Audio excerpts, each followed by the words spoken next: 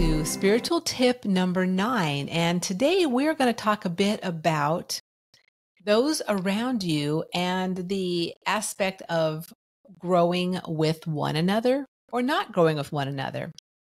Sounds good. So let's talk about this today. So for many years, probably a couple decades actually, I tried to save people around me and I tried to gather those around me to do what I was doing. I noticed. But no, you're okay because we're doing the same things. But before, yes, it was intense. And I'm sure those that were previously living with me would also have their hands up and go, yep, it was intense. And what the liberating moment for myself was when I recognized that everyone's where they're at spiritually. We're all in different places energetically, spiritually. We're learning from one another. And that what I'm involved in is really about my journey.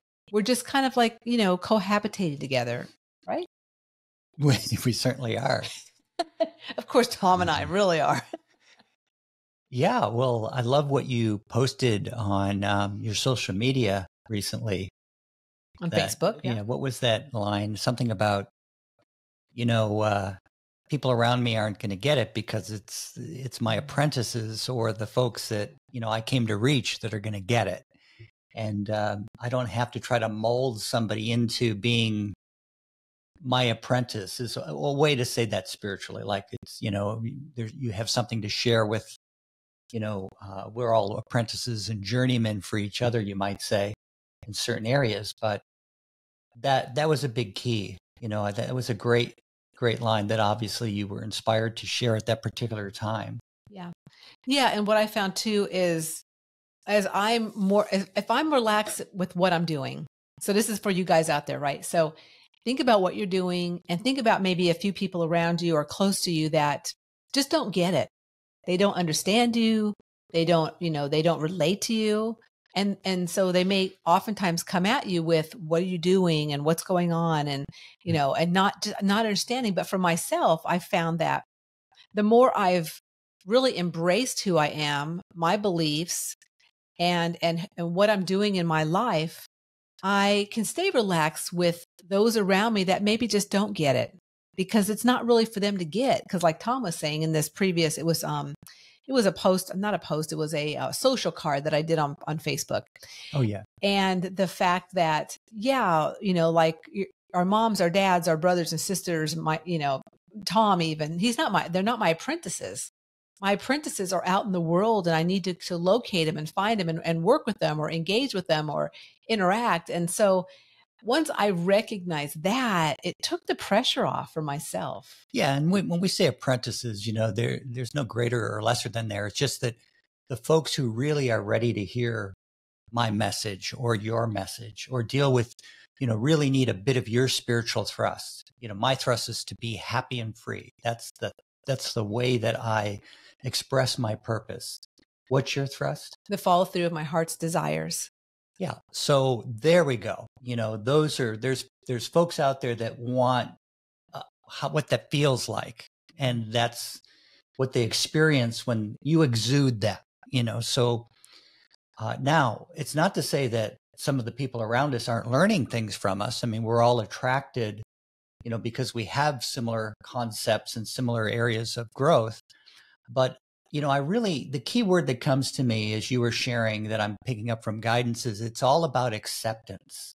I need to just accept that they're where they're at. That's what they came to do is, work with whatever they're working with. And then I will feel more happy and free. It's that simple. Now, that's simple. I'm willing to share with them or share with someone who's ready to, hear my message or work with me from that perspective or be involved in my life from, that perspective, whether they like it or not, they're around me. So they're just like I'm around you or I'm around some of my good friends. There's something about their thrust that's probably really key for me at that particular time. Even the folks we work with, it's just that many of us, we're ignorant to it. We don't know what someone's thrust is. We might notice some qualities we like about them and all that, or why we like them or respect them or something.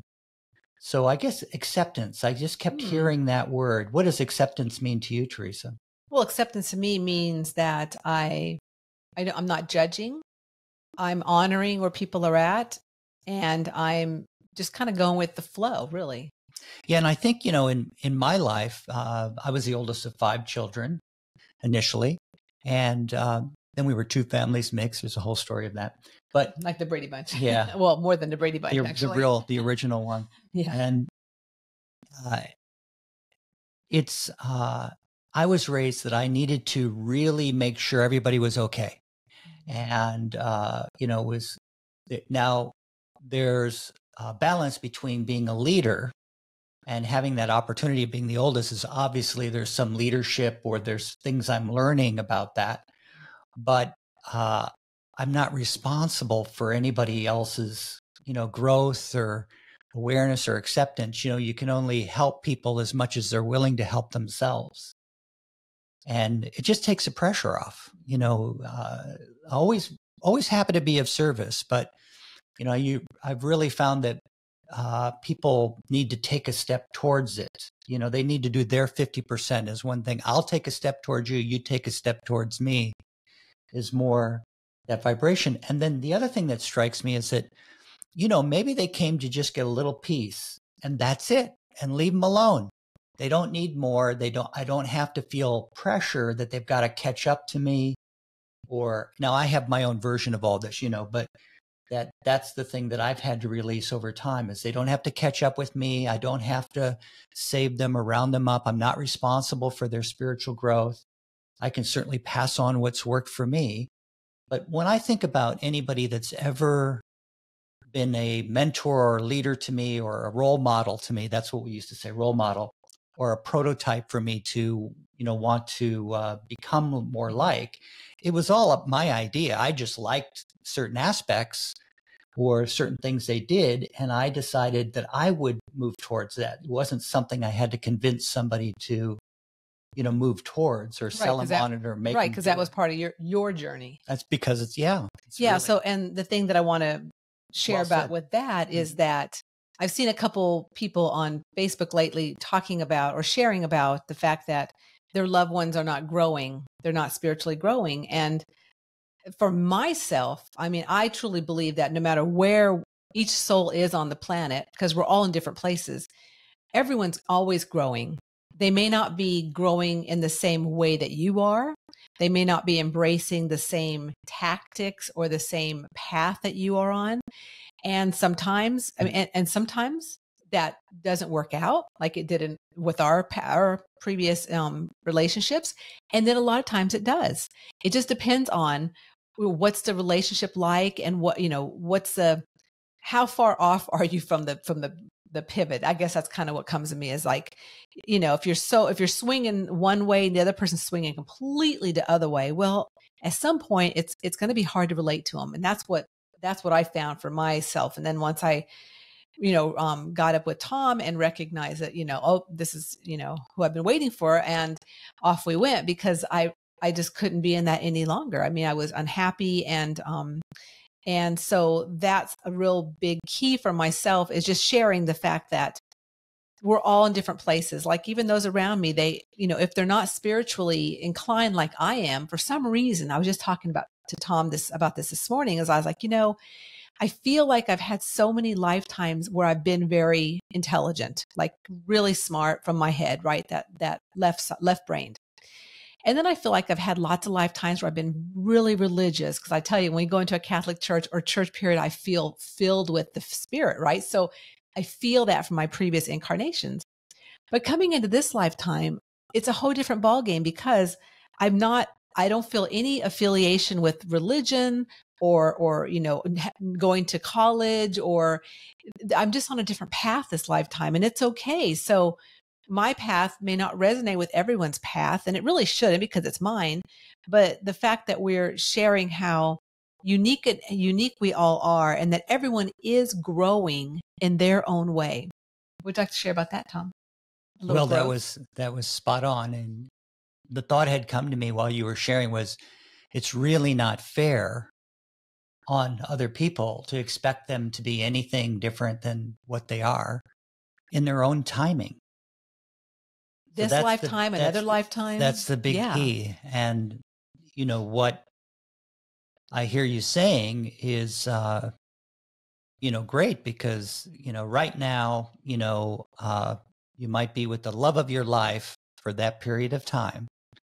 And I love that saying. That's what comes to mind. But if there's a foundation of what we're here to learn and grow together with, or there's enough respect, so mutual respect, you know, there's a saying they used to say, the family that prays together stays together.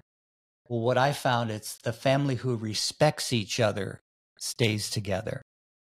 That's well said, Thomas. Well said. Well, and on that note, we're getting close to winding it up here with this spiritual tip for you guys. Number 9. Spiritual tip number 9. 999, which is actually a completion number. So, hey, pretty cool. If you want to learn how to work with your guidance so you're more clear about when to move in and when to move out with loved ones, or if you really want to work with people and learn how to be of service and get a better communication with your guidance so you're less, what would be the word for it? You know, kind of shooting in the dark, or if you want to get more accurate, you know, so that you, for the best use of your time and your energy, so you can do more of what you came to do, learn to communicate directly with your own spiritual team of spiritual helpers. And follow the links below in the show notes, and we'll get you to that. Also, you can always look at the Reawaken series at the Wayshorers College for some free videos and a little booklet that give you more of an orientation and perspective as to what we're talking about. Awesome, Tom. Those are some great ideas and some great And last but not least, Teresa has a wonderful book. Hey, how about that book, The Soulquake Survival Guide? Thanks, Tom, for plugging those. That's really good. You're getting good at this, honey. That's your job. So thank you all out there for listening into another episode of Enthusiastically Spiritual. From our home to your home, or your business, or your walk, or wherever you're at, we appreciate you so very much. And let's all make it practical. Making spirituality practical. That's what we're talking about. Remember, till next time, that life is too short to not be enthusiastic about your unique journey. To keep the enthusiasm going, please like, subscribe, or comment below. We would love to hear from you.